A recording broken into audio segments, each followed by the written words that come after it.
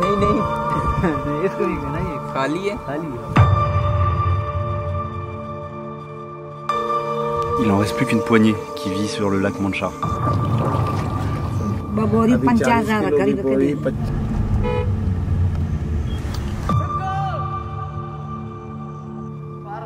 C'est-à-dire que ce seraient les descendants de ceux qui sont montés dans l'arche de Noé. Salut, on espère que tu vas bien. Dans cette vidéo, on va t'expliquer pourquoi on est parti à la rencontre d'un peuple en voie d'extinction. Nous, c'est Camille et Elias, ça fait 4 ans qu'on explore les pistes du monde à la recherche de ceux qu'on appelle les artisans de demain. C'est des personnes comme toi et moi qui, à leur échelle, œuvrent pour un monde plus juste, plus durable et plus solidaire. Parfois sans le savoir. Et c'est exactement ce qui nous intéresse ici au Pakistan. En général, c'est des peuples qui ont des pratiques et des coutumes ancestrales et uniques au monde. Et c'est souvent pour ça qu'on les surnomme les peuples premiers.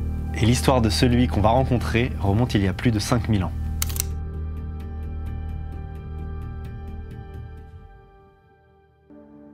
La légende raconte qu'après le déluge, l'arche de Noé se serait échouée sur les pics enneigés de l'Himalaya et qu'avec la fonte des neiges, elle aurait glissé jusqu'au fleuve Indus. Bon, les Moana c'est qui? C'est des personnes qui ont une histoire qui remonte à plus de 5000 ans. Leurs enfants seraient les Moana.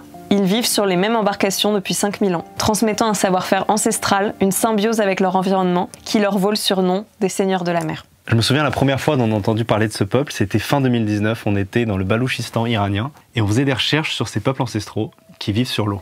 Une nouvelle journée qui commence dans le Balouchistan. Il y a des dunes de sable. Comme il y en a souvent en Iran, des dunes de sable, mais celles-ci ont la particularité d'être très proches de la mer et en fait c'est juste la plage qui continue.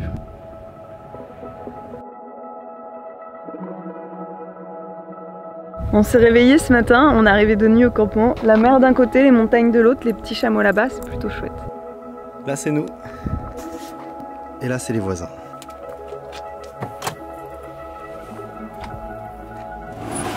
Ces mosquées sont très différentes de toutes celles qu'on n'a jamais connues. More girls, you know, they leave schools because they haven't schools.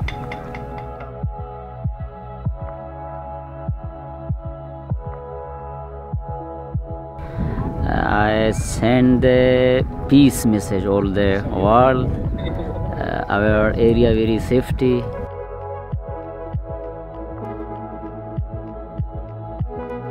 But little by little, I understood that it was just some fake images that I had, and now I feel safe in here, really. Mais étrangement, nous n'avons pas peur. Il y a des regards qui ne trompent pas. C'est comme ça qu'on a appris l'existence des Arabes des marais, à ne pas confondre avec l'arabe du marais. Excellent. Les Arabes des marais, on les trouve en Irak. Je me souviens que les images m'avaient vachement marqué parce que esthétiquement c'est très beau. Les bateaux, les maisons se fondent dans leur environnement et en photo, ça rendait très bien. Mais malheureusement, en me renseignant un petit peu plus, je me suis rendu compte, comme bien souvent avec les peuples premiers, que leur mode de vie était en danger. Une chose nous a marqué en faisant nos recherches, c'est qu'il existe beaucoup d'informations sur les Arabes des marais en Irak, beaucoup de documentation que tu peux trouver sur internet, mais pour les Moana du Pakistan, il n'existait pratiquement rien. Ce qui rendait leur rencontre presque impossible. Et donc là, ça nous amène en janvier 2020. On filme un documentaire sur les dauphins aveugles du fleuve Indus, dans la région du Punjab pakistanais.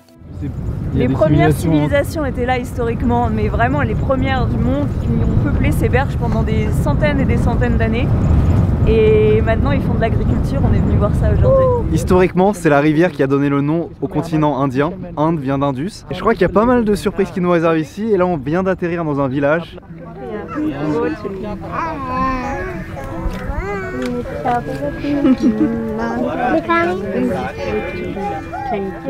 Quand on est chez Bachira et sa famille, en discutant un peu avec eux, on se rend compte que leurs maisons sont provisoires et dès que possible, ils regagneront leur embarcation, qui sont aussi leurs maisons, sur le fleuve Indus. Là on est au bord de la rivière de l'Indus et on vient de rencontrer des gens qui vivent dans ces maisons-là, mais en fait ils vivent pas toute l'année dans les maisons. Dès que l'eau monte sur la crue, ils vont vivre sur des bateaux. C'est là qu'en fait on comprend qu'on a rencontré par hasard une famille de Moana et que pourtant leur mode de vie est bien loin de tout ce qu'on a lu dans les livres. Ils vivent dans des conditions de vie très difficiles et nous parlent eux-mêmes de leur détresse. C'est quelque chose qui nous arrive très rarement quand on va rencontrer des gens dans des villages. On essaye d'en savoir plus, de poser des questions et on ressent tout de suite un malaise chez nos traducteurs.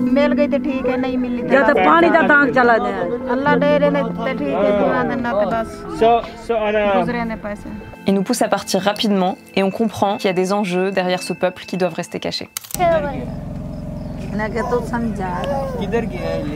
Leur histoire nous avait tellement touchés qu'on s'était promis d'essayer par tous les moyens de comprendre l'histoire des Mohana au Pakistan. Pendant le confinement en 2020, on est de retour en France et on continue nos recherches sur ce peuple et petit à petit on fait le lien entre la détresse des Mohana et l'urgence climatique. Mais on était loin de s'imaginer que la situation sur place était si dramatique.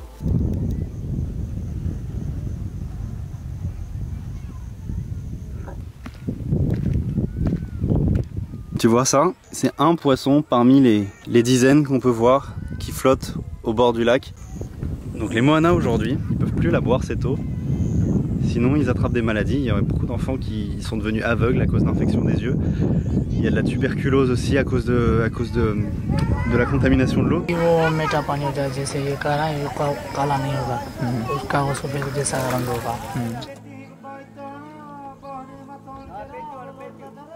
Il faut absolument qu'on parle de quelqu'un avant de continuer plus loin dans cette histoire, parce qu'elle aurait tout simplement pas eu lieu sans son aide. Il s'agit de notre fixeur, qui est devenu notre ami, qui s'appelle Temour, et il voyage avec nous depuis de longs mois au Pakistan. Pendant des mois, on a fait des recherches, on a travaillé avec nos contacts sur place pour définir une zone de recherche et organiser une expédition au Pakistan. Temour a appelé ses contacts qui lui ont confié que les Mohana naviguaient librement tout le long de l'année sur le long du fleuve Indus. Pour resituer, le fleuve Indus est l'un des plus grands fleuves du monde. Il fait 3200 km de long. Il prend sa source dans l'Himalaya au Tibet pour aller se déverser dans la mer d'Arabie. Mais on apprendra que depuis des dizaines d'années, le fleuve est coupé par des barrages, ce qui rend la navigation des Mohana impossible, tout comme les déplacements des espèces endémiques comme le dauphin aveugle. Et c'est à ce moment-là qu'on réalise que la famille qu'on avait rencontrée l'année dernière, c'était une des familles coincées entre deux barrages. On nous dit que la majorité des Mohana seraient réfugiés sur le plus grand lac du pays, le lac Mandchar. C'est au sud du Pakistan et c'est là qu'on décide de se rendre. Bah, c'est super excitant parce que on a l'impression d'être en quête pour des gens qui savent pas qu'on arrive. Mais en tout cas, nous, on est vraiment déterminés à faire leur rencontre.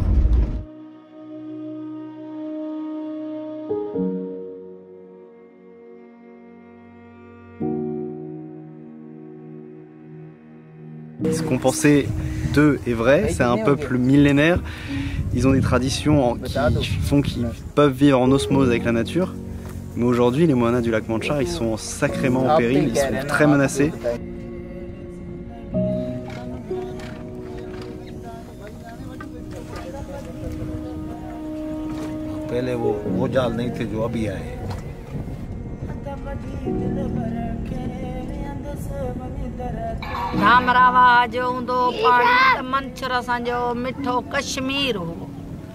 अभी मेरी जो दिमाग की बात है तो यहाँ से ऊपर से ही पानी ज़हारा पानी पीने ले भी काने इन मार मजबूरी आ के विया मानू हेले के लडे के दे विया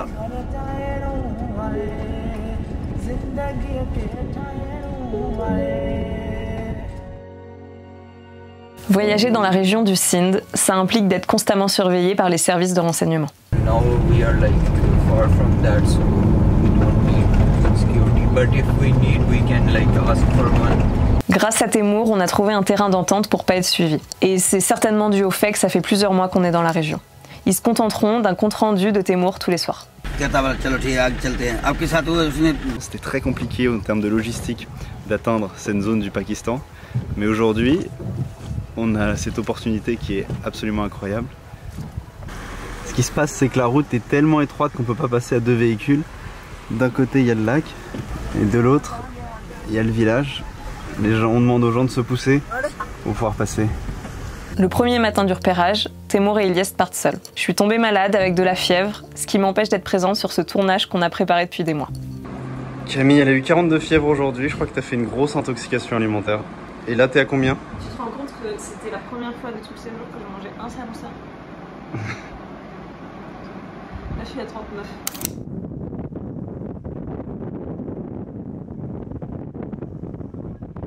On décide de se baser dans la ville la plus proche du lac, Seven, et on suit les protocoles et on s'installe dans un hôtel du gouvernement. Ok, on a trouvé l'hôtel, ils ont une chambre de libre. Voilà. Yes, nickel. Les patates douces qui sont en train de cuire. Il fait toujours aussi chaud. On fait à manger pour tes mots aussi. Ok. I'm gonna eat and sleep. Okay. Yeah.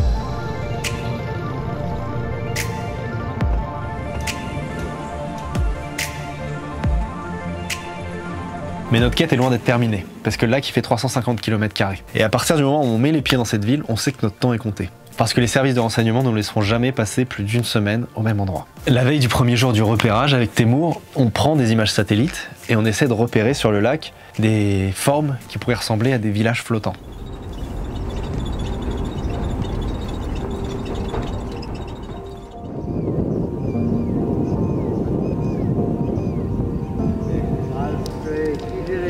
Pendant qu'on était parti en repérage, on a pris une décision qui s'est avérée assez décisive. On décide d'aller vers le nord du lac, après avoir repéré sur Google Maps un canal, non pas avec des embarcations, mais avec des petites cabanes tout le long.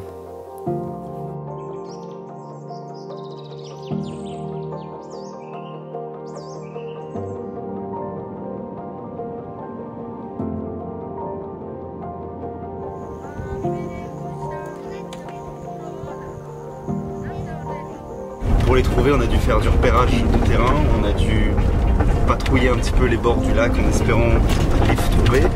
Et il y a quelques jours, on a été assez chanceux de tomber sur un des villages, de trouver des personnes qui ont accepté de nous accueillir.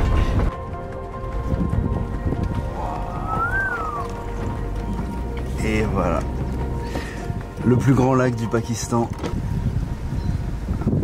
On a un comité d'accueil sur le lac. Tout ce que tu vois là, on a l'impression que c'est des petites pétales, mais en fait c'est des papillons blancs. Il y a plein de papillons blancs partout. Et c'est là que j'ai rencontré Bachir. Et pendant 5 jours, on se lâchera plus. Il m'ouvrira les portes de son quotidien. Salam alaikum.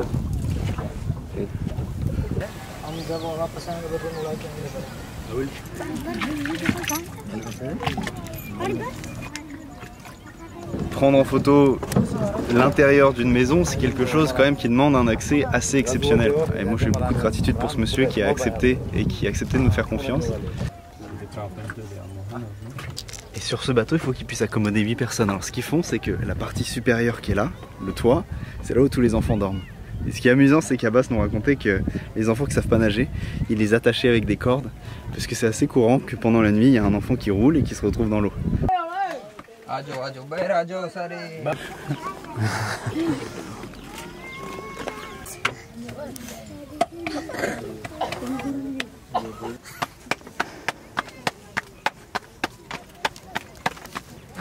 Comme on a accueilli dans la famille de Fatma et de Douri, on peut en savoir plus sur comment la vie s'organise ici dans la maison. Ce matin, c'est une matinée très spéciale parce que ça fait une semaine qu'on travaille sur le fait de pouvoir rencontrer une des 40 familles qui restent sur le lac, c'est-à-dire une des 40 familles qui ont gardé ce mode de vie sur les bateaux. Le documentaire long format sur les descendants de Noé sera disponible sur notre cagnotte participative. Alors n'hésite pas à y faire un tour, on est déjà plus de 500 là-bas, ce qui nous fait énormément chaud au cœur, mais aussi nous apporte un soutien indispensable pour pouvoir continuer à faire ce genre de projet.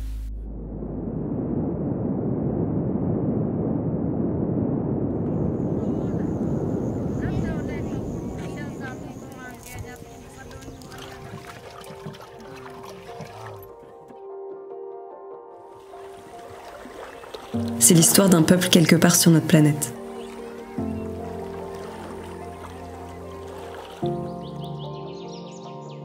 Un peuple oiseau.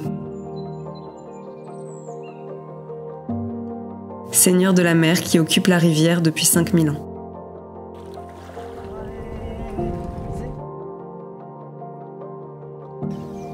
Nous partons avec l'idée de rencontrer des hommes qui vivent en symbiose avec leur environnement.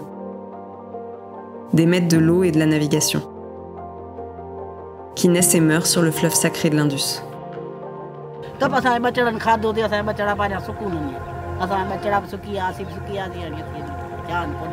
Plus on discute avec des gens, plus on se rend compte que tout le monde a la même histoire tragique. Pratiquement tout le village a la même histoire. Mais en seulement quelques décennies, tout a changé.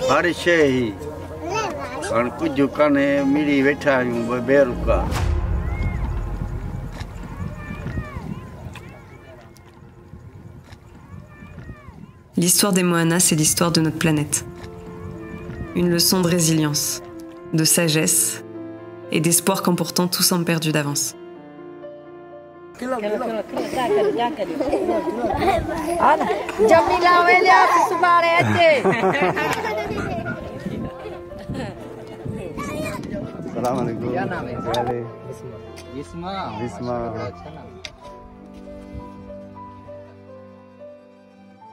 Merci beaucoup d'avoir regardé cette vidéo. Elle est peut-être un peu moins optimiste que d'habitude.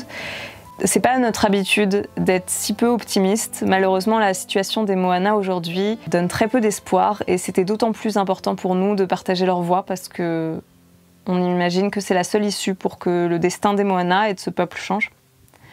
En attendant, on va s'atteler au documentaire. On espère qu'il te plaira. On te dira évidemment quand il est disponible. Si tu veux davantage de coulisses de ces documentaires, n'hésite pas à nous rejoindre sur Instagram en story ou sur notre cagnotte participative. Quand le documentaire sera terminé, on le postera ici à ce moment-là. Merci beaucoup encore et on t'embrasse.